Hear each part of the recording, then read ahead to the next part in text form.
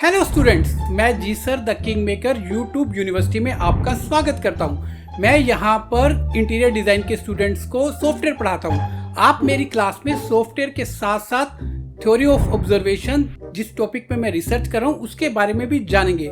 I am the coolest teacher of YouTube university, मतलब कि आप मेरी क्लासेस में कभी कभी बंक मार सकते हैं।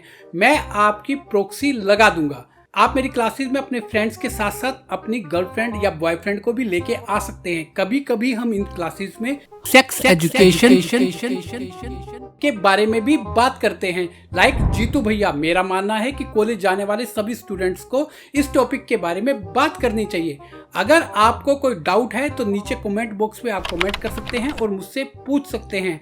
अगर आपका कोई लेक्चर छूट गया है और आपको बैकअप क्लास चाहिए तो मैं आपको बैकअप क्लास भी दूंगा, मतलब कि आप वीडियो को फॉरवर्ड और रिवाइंड करके देख सकते हैं।